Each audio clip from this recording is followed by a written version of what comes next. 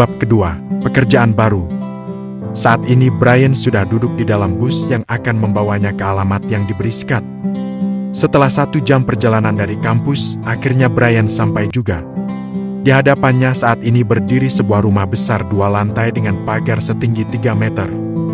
Brian segera memencet bel yang ada di samping pintu gerbang dan segera muncul seorang satpam membuka pintu. "Maaf, ada perlu apa ya?" tanya satpam dengan ramah meskipun dengan sikap tubuh yang tegak dan ucapan tegas. "Saya mau melamar untuk sopir pribadi, Pak. Saya dapat info dari teman saya." Brian memberitahukan maksudnya sambil memandangi rumah tersebut dengan kagum. Apalagi setelah pagar dibuka, tampak halaman rumah yang rapi dan asri dengan banyak macam tanaman bunga. "Mohon tunggu sebentar, saya beritahu tuan dulu." Brian mengangguk dengan sopan saat satpam tersebut memintanya menunggu. Satpam segera ke pos untuk melapor pada majikannya. Tak berapa lama dia balik lagi ke depan Brian. "Silakan masuk, tuan besar sudah menunggu di ruang tamu," kata satpam sambil mengantarkan Brian masuk ke dalam rumah.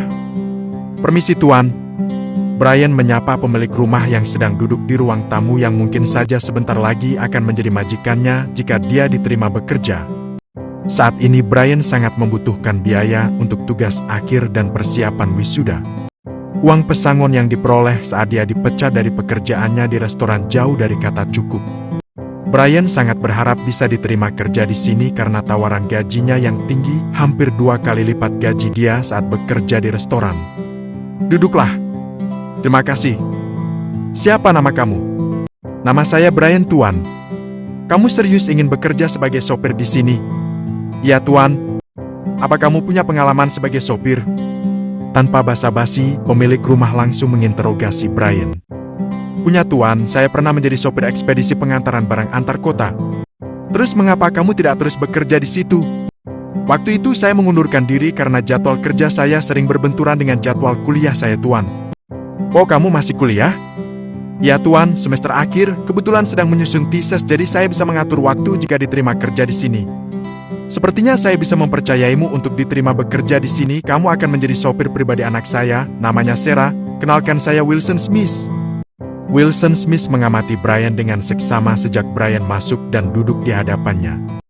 Dia menyukai attitude Brian yang sopan dan juga bicaranya yang terus terang apa adanya. Kemudian Tuan Wilson meninggalkan Brian, sebentar kemudian dia balik lagi sambil membawa berkas kontrak kerja. "Silakan kamu pelajari dulu, kalau kamu setuju dengan semua persyaratannya, kamu bisa langsung tanda tangani." Tuan Smith menyodorkan berkas yang dibawanya ke Brian yang langsung menerimanya. Agak lama Brian mempelajari berkas tersebut dengan hati-hati. Dilihatnya hampir semua item adalah persyaratan standar dan tidak ada yang merugikannya sama sekali. Saat melihat item tentang gaji, mata Brian terbelalak karena nominalnya jauh lebih besar dari perkiraannya. "Bagaimana Brian?" "Ya tuan, saya tidak keberatan sama sekali dengan syarat-syaratnya." Brian membubuhkan tanda tangannya dengan yakin. "Apa ada yang masih ingin kamu tanyakan?" "Mulai minggu depan kamu bekerja sesuai kontrak pagi pukul 7 kamu sudah di sini." "Tidak ada tuan, terima kasih atas kepercayaan tuan menerima saya kerja, saya permisi tuan." Brian segera meninggalkan ruang tamu, berjalan menuju halaman depan. Sementara Tuan Smith memandangi punggung Brian sambil termenung. "Mudah-mudahan pemuda ini bisa bertahan," gumam Tuan Smith. Di halaman Brian kembali diantar satpam menuju gerbang pagar. "Bagaimana, apa diterima sama tuan besar?" tanya satpam basa-basi. "Iya pak, syukur diterima, minggu depan saya mulai kerja di sini." "Oke, semoga kerasan ya." "Ya pak, terima kasih," jawab Brian. Setelah Brian meninggalkan halaman rumah besar tersebut, satpam segera menutup pintu gerbang kembali. "Mudah-mudahan pemuda yang ketiga ini bisa bertahan terus. Kasihan tuan besar jika sampai yang ini juga minta berhenti," batin satpam sambil berharap. Sejak Tuan Smith membuka lowongan sopir pribadi ini, sebenarnya sudah 2 orang yang sudah diterima bekerja. 1 orang pertama hanya bertahan selama 1 minggu dan langsung mengundurkan diri. Sedangkan orang yang kedua lebih parah, cuma bertahan 2 hari langsung kabur tanpa kabar berita. Pukul 20.00 Brian baru sampai tempat kosnya. Dilihatnya Scott sedang duduk di meja belajar sambil serius membaca buku dan sesekali mencatat. "Nah gitu dong bro, serius dikit ngerjain skripsinya, masa sudah sebulan lebih masih bab pendahuluan melulu." ejek Brian sambil meletakkan tasnya di meja belajarnya sendiri. Bagaimana lamaran sopirnya, apa diterima? Scott tidak mempedulikan ejekan Brian dan malah balik bertanya. Syukurlah bro, aku diterima dan minggu depan bisa mulai kerja. Good job bro. Scott ikut bahagia mendengar sahabatnya kembali mendapatkan pekerjaan. Dia tahu saat ini Brian sangat membutuhkan dana untuk skripsi dan persiapan biaya wisuda. Terima kasih bro, berkat kamu aku dapat pekerjaan ini. Brian mendekati Scott dan tanpa aba-aba langsung memukul bahu Scott sekeras saat Scott memukulnya tadi pagi. Aduh, terima kasih saja bro, gak pakai mukul segala. Gerutu Scott sambil mengelus-elus bahunya yang terasa sedikit nyeri akibat ditonjok Brian barusan. Kamu tahu bro, gajinya 2 kali lipat lebih dibanding saat kerja di resto kemarin, kata Brian antusias.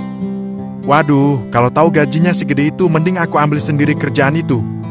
Sialan lu bro, kamu gak ikhlas ya? Scott hanya terkekeh mendengar ucapan Brian. Mereka berdua memang sering bercanda, kadang saat bercanda bisa mirip orang yang sedang bertengkar. Bro, tadi di kampus aku lihat Clara jalan bareng Steven, lengket kayak lem. Biarin saja. Brian berkata datar saat mendengar ucapan Scott. Kamu gak cemburu?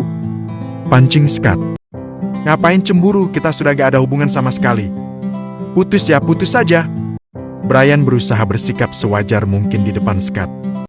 Sementara itu Scott memandang wajah Brian, mencari kebenaran jika Brian sudah benar-benar melepaskan dan melupakan Clara. Syukurlah kalau kamu sudah benar-benar tidak memikirkan Clara. Dia memang gak cocok buat kamu bro. Sudahlah gak usah ngomongin Clara, aku mau mandi dulu, gerah banget.